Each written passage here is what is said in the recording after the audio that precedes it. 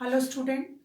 In this video we are going to start a new chapter, chapter number 13, that is flow of current. As we all know, today electricity become an essential part of our life. आज हम electricity के बिना रह नहीं सकते. लेकिन electricity है क्या? What is electricity? Flow of current is called electricity. Current का बहना कहलाता है इलेक्ट्रिसिटी. अब what is current? Flow of electrons is called current. Electrons का बहना करंट कहलाता है. जितने भी मटेरियल्स हैं वो सब एटम के बने होते हैं और एटम जो है, एटम के अंदर न्यूक्लियस होता है. न्यूक्लियस में न्यूट्रॉन और प्रोटॉन होते हैं और उसके चारों तरफ इलेक्ट्रॉन्स चक्कर काटते हैं. तो इलेक्ट्रॉन्स का फ्लो, इलेक्ट्रॉन्स का बहना होता है इलेक्ट्रिक करंट और इसको हम डिनोट करते हैं इलेक्ट्रिक करंट को कैपिटल आई से. आई से हम डिनोट करते हैं कि आई से दिखाते हैं कि ये करंट है. And its unit is ampere और इसकी यूनिट क्या होती है? एम्पियर होती है इसकी यूनिट. तो अगर फ्लो होगा इलेक्ट्रिक करंट में, अगर फ्लो होगा किसमें? इलेक्ट्रॉन्स में, तो इलेक्ट्रिक करंट फ्लो होगा. और यदि इलेक्ट्रॉन्स फ्लो नहीं करेंगे, इलेक्ट्रॉन्स नहीं बहेंगे, तो क्या होगा? इलेक्ट्रिक करंट नहीं बहेगा. ठीक है. अब डायरेक्शन क्या रहेगी इलेक्ट्रिक करंट की? जिस डायरेक्शन में इलेक्ट्रॉन्स फ्लो करते हैं, सपोज करो इलेक्ट्रॉन्स इधर से इधर की ओर जा रहे हैं, तो हमेशा इलेक्ट्रिक करंट उसकी अपोजिट डायरेक्शन में फ्लो करता है. याद रखिएगा इस चीज को. Next is what is electric circuit. Electric circuit क्या होता है? ठीक है ना. It is a path for current to flow. ये क्या है? एक रास्ता है जिससे करंट फ्लो होता है. ठीक है. It is a path for current to flow. Current के फ्लो होने का ये एक रास्ता है इलेक्ट्रिक सर्किट. अब इलेक्ट्रिक सर्किट जो है वो टू टाइप का होता है, close circuit and open circuit. अब सपोज करो ये एक तार है, वायर है, मैंने इनमें एक बल्ब कनेक्ट कर दिया है और यहां पर एक बैटरी या सेल मैंने लगा दिया है. ठीक है. ये सेल और बैटरी लगा दिया और ये एक बार इसको, ये आपका बल्ब है. अगर क्या होगा, इसमें से करंट, ये सेल है और इसमें से क्या होगा? करंट फ्लो होना शुरू करेगा और कहीं ये ब्रेक नहीं है, कहीं टूटा हुआ नहीं है, तो ये बल्ब जो है ग्लो करने लगेगा, ये बल्ब जलने लगेगा. ठीक है. कोई बल्ब हो सकता है, कोई भी गैजेट आपका इलेक्ट्रिकल हो सकता है, वो वर्क करना शुरू कर देता है. कहीं पे टूटा हुआ नहीं है सर्किट. पहले तो ये क्या है? इलेक्ट्रिक सर्किट हो गया. और ये कहीं पे ब्रेक नहीं है, कंटिन्यू इसमें करंट फ्लो हो रहा है, तो ये कहलाता है क्लोज सर्किट. तो इलेक्ट्रिक सर्किट टू टाइप के होते हैं, close circuit and open circuit. ठीक है. और सपोज करो अगर ये ब्रेक हो जाता है यहां से, तो करंट यहां तक नहीं पहुंच पाएगा, इलेक्ट्रिक बल्ब तक या कोई भी गैजेट जो हमने इलेक्ट्रिक की डिवाइस हमने यूज किया हुआ है, ठीक है ना, अप्लायंसेस यूज किया हुआ, उस तक नहीं पहुंच पाता है, तो वो कहलाता है ओपन इलेक्ट्रिक सर्किट. ठीक है. क्लोज सर्किट और ओपन सर्किट पता चल गया आपको. अब जब हम अरेंजमेंट करते हैं, ठीक है ना, या कह सकते हैं representation of a electric circuit is called circuit diagram. ठीक है. इलेक्ट्रिक सर्किट को रिप्रेजेंट करने के लिए जो डायग्राम बनाया जाता है उसको कहते हैं हम सर्किट डायग्राम. अभी मैंने एक डायग्राम बनाया था, सर्किट बनाया था, जहां मैंने आपको सेल और बल्ब दिखाया था. लेकिन जब हम इस डायग्राम को रिप्रेजेंट करते हैं, किसी पेपर में बनाते हैं, तो इस तरीके से बनाना बहुत ही टिपिकल काम है, कठिन काम है. तो इसके लिए क्या किया गया है? इसको इजी करने के लिए कुछ इलेक्ट्रिकल सिंबल्स बनाए गए हैं. अब वो इलेक्ट्रिकल सिंबल्स क्या क्या है उनके बारे में हम स्टडी करेंगे. कुछ सिंबल्स, सारे तो नहीं, कुछ सिंबल्स हम लोग स्टडी करेंगे. सबसे फर्स्ट सिंबल है ये है सेल. एक बड़ी लाइन और एक छोटी लाइन, यहां प्लस और ये माइनस, इस साइड इसका प्लस है और इस साइड इसका माइनस है। ये है सेल। ठीक है, सेल देखे आपने, घड़ियों में यूज करते हो, बहुत जगह आप सेल का यूज करते हो। सेल क्या है? Cell is a device that convert chemical energy into electrical energy. ऐसा डिवाइस है जो केमिकल एनर्जी को इलेक्ट्रिकल एनर्जी में चेंज करता है। तो इसके लिए क्या हो गया, इस तरीके का सिंबल, ये सेल का सिंबल है। नेक्स्ट जो आ गया, जब हम दो या दो से अधिक सेलों को एक साथ जोड़ देते हैं लाइन से, तो ये कहलाता है बैटरी। ये क्या हो गई, बैटरी हो गई। तो ये क्या हो गया, group of cell is called battery. ठीक है, ये दूसरा सिंबल हो गया। ये हो गया तीसरा सिंबल, बल्ब। ये क्या है, बल्ब। और बल्ब क्या काम करता है, ये इलेक्ट्रिकल एनर्जी को लाइट एनर्जी में कन्वर्ट करता है। It convert electrical energy into light energy. ठीक है, नेक्स्ट जो सिंबल है हमारे पास आता है, अब मैंने कहा था क्लोज या ओपन सर्किट। अब क्लोज या ओपन सर्किट करने के लिए हम बार बार तो तार को नहीं हटाएंगे, हमें कभी बल्ब को जलाना भी है, उसको बंद भी करना है। तो उसके लिए हम क्लोज या ओपन करने के लिए हम स्विच का यूज करते हैं। स्विच का सिंबल ये हो गया स्विच। और ये कैसा स्विच है, ओपन स्विच है। जब ओपन स्विच है इट मीन्स क्या हुआ, वो जो तार के टर्मिनल्स थे वो बीच में से हट गए। ये भी स्विच का सिंबल है और ये वाला सिंबल भी जनरली स्विच के लिए यूज किया जाता है। अगर ये इससे टच हो जाता है तो क्लोज स्विच, और अगर ये दूर हटा रहता है तो ये ओपन स्विच। ये दोनों क्या है, स्विच के सिंबल हैं। सेम इसी तरीके से यदि इसके बीच में हम एक डॉट डाल लें तो ये हो गया क्लोज स्विच। ऑन पोजीशन में, जब स्विच को आप ऑन पोजीशन में करते हो बल्ब जल जाता है, तो ये हो गया क्लोज स्विच। या तो ये सिंबल हो गया और या फिर इसका ये सिंबल हो गया ये, और हमने इसको यहां टच कर दिया तो ये क्या हो गया, क्लोज स्विच। जब स्विच क्लोज होता है तो क्या होगा, टर्मिनल्स जुड़ जाएंगे, करंट फ्लो होगा, और जो भी हमारा अप्लायंसेस हमने यूज किया हुआ है, जो भी गैजेट हमने यूज किया हुआ है, वो वर्क करने लगेगा। इसके अलावा कुछ और सिंबल्स हैं।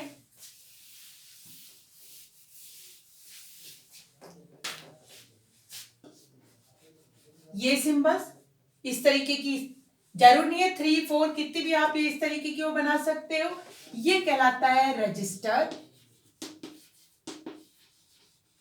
रजिस्टर भी क्या है, कंपोनेंट है, डिवाइस है that oppose the flow of current, जो करंट के बहने का विरोध करता है।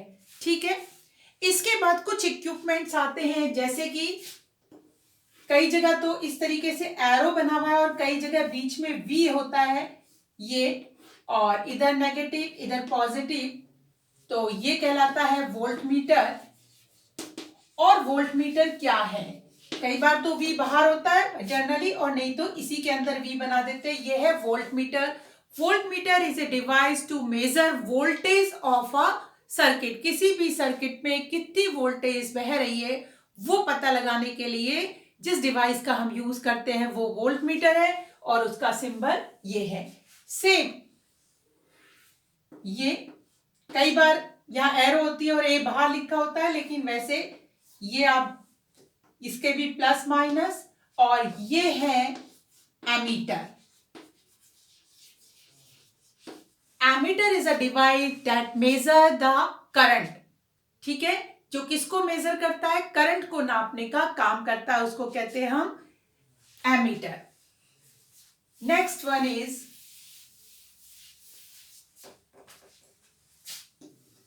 इसी तरीके से ये जी बना हुआ है और ये कहलाता है गैल्वेनोमीटर। गैल्वेनोमीटर डिवाइस है जो क्या पता बताता है हमें प्रेजेंस ऑफ करंट। एमीटर तो क्या करता है, वैल्यू हमें बताता है कि कितनी करंट है, भाई 1 ampere 2 ampere 0.1 ampere 1 milli ampere, मतलब वैल्यूज बताता है। जबकि गैल्वेनोमीटर बताता है कि करंट बह रही है और किस डायरेक्शन में बह रही है, ठीक है ना। मतलब इसमें क्या होता है, एक इस तरीके की वो निडल होती है और करंट अगर है तो ये मूव करेगा, इस साइड मूव करेगा ये डायरेक्शन, इस साइड ये निडल मूव कर जाएगी ये डायरेक्शन। तो ये हमें बताता है प्रेजेंस ऑफ करंट और इसको बोलते हैं हम galvanometer.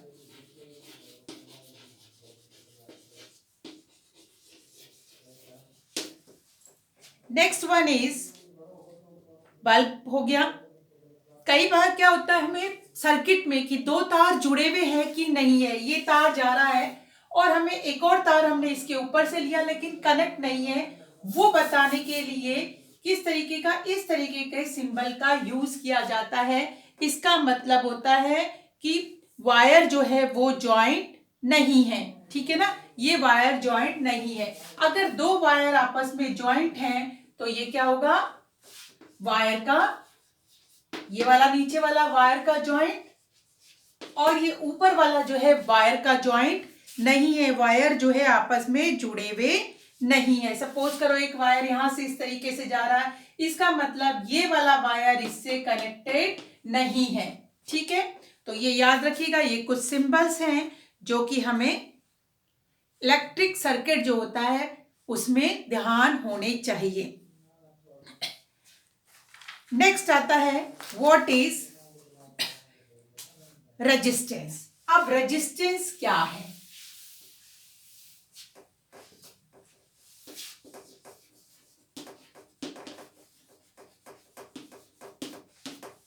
it is a property of a material that oppose the flow of current। Material की वो प्रॉपर्टी जो करंट के बहने का विरोध करती है, करंट को बहने से रोकती है, वो कहलाता है रेजिस्टेंस। और इसको भी दिखाते हैं, डिनोट करते हैं आर से, एंड इट्स यूनिट इज, क्योंकि हर एक चीज के यूनिट, जैसे कि आप लंबाई की लिखते हो मीटर, सेंटीमीटर, किलोमीटर, तो इसी तरीके से रेजिस्टेंस की यूनिट होती है ओम और इसका सिंबल है, इस तरीके से हम बनाते हैं, ये है यूनिट ऑफ रेजिस्टेंस, ठीक है। नेक्स्ट है कंडक्टर।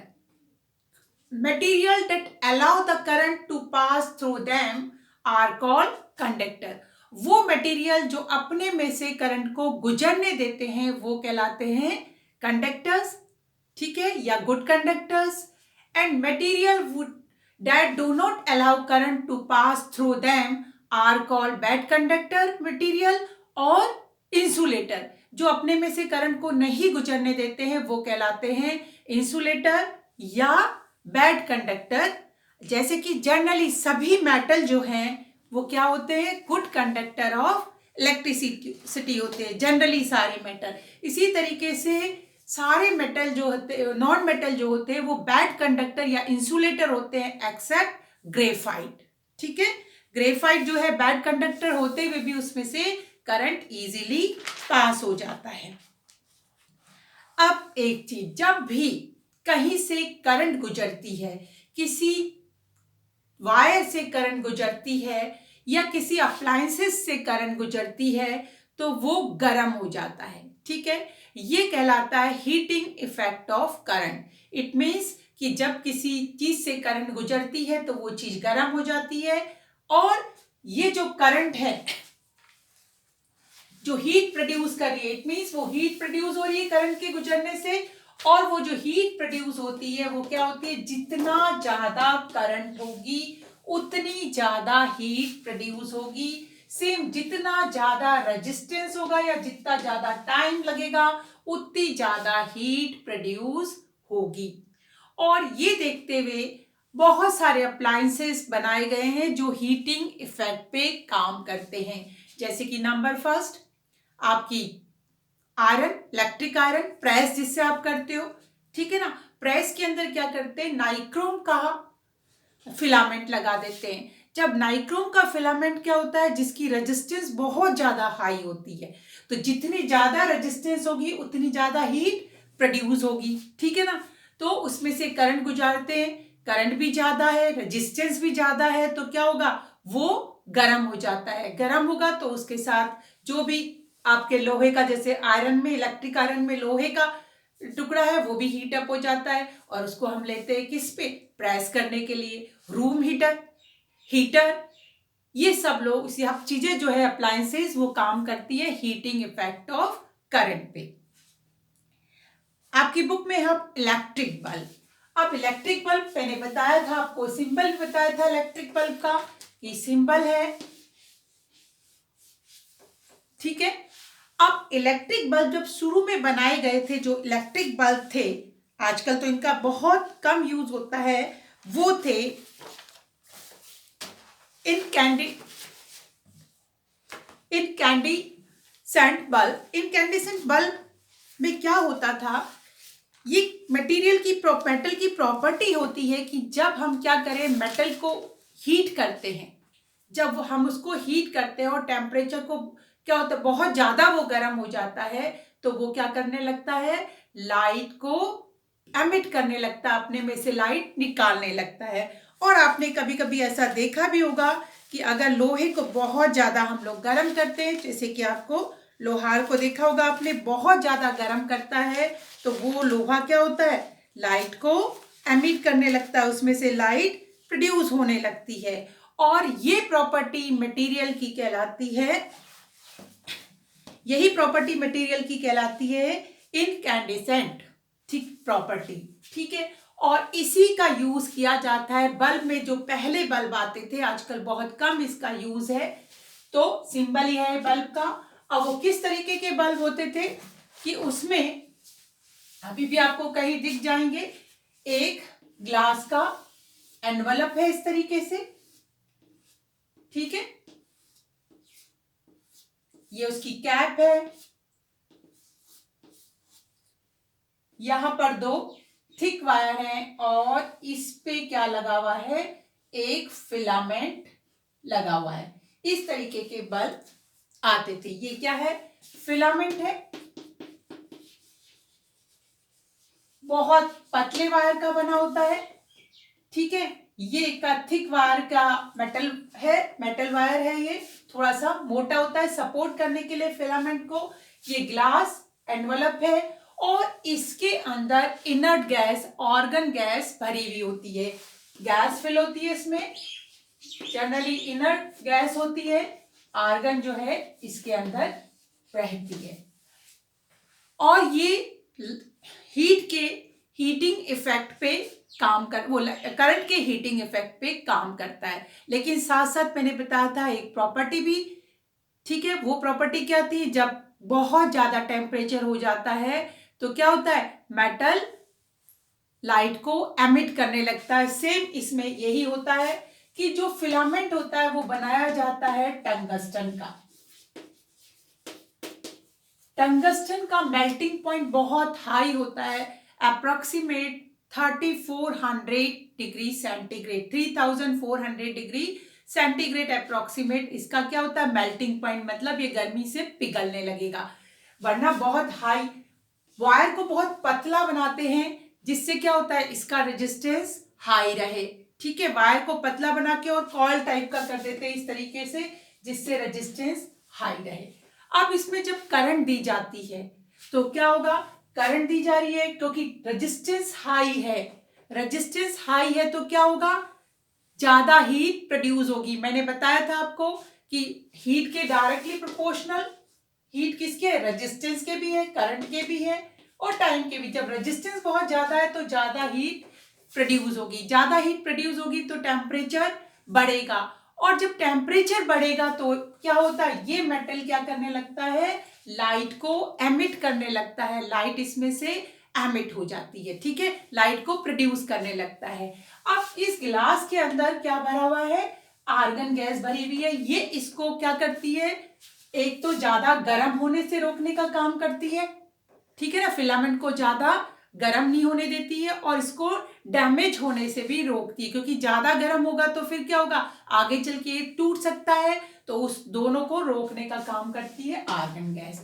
जैसे ही करंट दिया, करंट इसमें फ्लो होना शुरू हो गया और ये बहुत ज्यादा गर्म हो गया, और उसकी वजह से इसने लाइट एमिट करनी शुरू कर दी, और लाइट जो एमिट हुई, ठीक है ना, उसको प्रिवेंट करने का काम किए, बहुत और ज्यादा गर्म नहीं हो और फिलामेंट डैमेज ना हो, उसका काम आर्गन गैस ने किया और हमें लाइट मिलने लगती है इससे।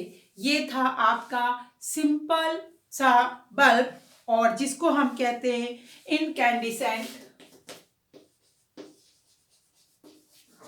कैंडिसेंट बल्ब, जो कि अब बहुत कम यूज में आता है, क्योंकि ये किस प्रॉपर्टी पे काम करता है, इनकैंडिसेंट प्रॉपर्टी पे काम करता है कि ज्यादा गर्म होने पर कुछ मटेरियल जो है वो लाइट एमिट करने लगते हैं, ये प्रॉपर्टी पे काम करता है, तो इसलिए कहलाता है इनकैंडिसेंट बल्ब।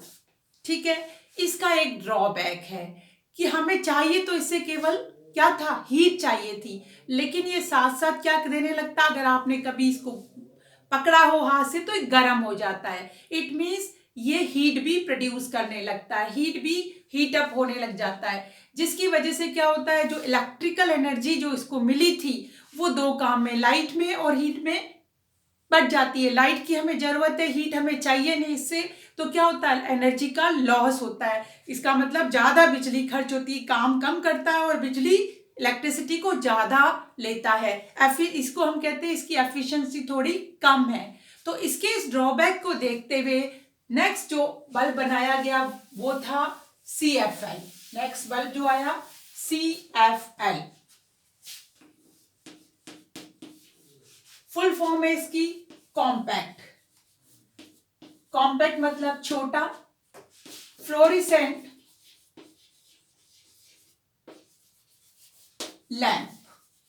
ठीक है, सिंबल इसका भी वही है, CFL का भी। अब इसमें क्या हुआ कि इसमें फ्लोरिसेंट ट्यूब का यूज किया जाता है। ठीक है, एक कांच की ट्यूब होती है, उसके अंदर फ्लोरिसेंट मटेरियल का यूज किया जाता है, जनरली फॉस्फोरस जो है। और फ्लोरिसेंट मटेरियल क्या होता है, जब इसमें क्या होता है, अल्ट्रावायलेट्स रे जो होती है इससे आके टकराती है, तो ये लाइट प्रोड्यूस करता है। तो क्या करते हैं, इसमें ट्यूब होती है इस तरीके की, ये बल्ब तो आपने देखे होंगे, इस तरीके की ट्यूब सी होती है। ठीक है ना, ये आजकल भी यूज में आते हैं। तो इसमें क्या होता है कि ये ट्यूब जो है इसके अंदर की side fluorescent material generally phosphorus लगा हुआ होता है। ठीक है, और इसके अंदर लो प्रेशर में मरकरी को भर दिया जाता है। जब मरकरी जो है वो क्या करता है, अल्ट्रा वायलेट्स रे को एमिट करता है, उसमें से अल्ट्रा वायलेट्स रे निकलती है और वो इसमें लगे किससे, फॉस्फोरस फ्लो से टकराती है, तो वो लाइट एमिट करता है। अब क्योंकि इसमें कोई भी वायर नहीं लगा हुआ है, जो कि उस पे था हमारे पास इससे पिछले वाले बल्ब पे, तो हीट एनर्जी प्रोड्यूस नहीं होती है। तो इसकी एफिशिएंसी किससे अच्छी है, जो हमारा बल्ब था पहले जो स्टार्टिंग में, उससे काफी अच्छी रहती है। लेकिन धीरे धीरे ये बल्ब भी क्या हो रहा, यूज में खत्म होते जा रहे हैं, और आजकल यूज में आ रहे हैं LED बल्ब। LED जिसका फुल फॉर्म है लाइट एमिटिंग डायोड, और इनकी एफिशिएंसी CFL से ज्यादा रहती है। ये बहुत कम लाइट में बहुत ज्यादा रोशनी दे सकते हैं। ठीक है, तो जनरली अब क्या हो रहा है, CFL भी हट रही है और उसके बदले हम लोग यूज करने लगे हैं LED का। तो स्टूडेंट, इस वीडियो में आज हम इतना ही पढ़ेंगे। Keep learning, have a nice day, good bye.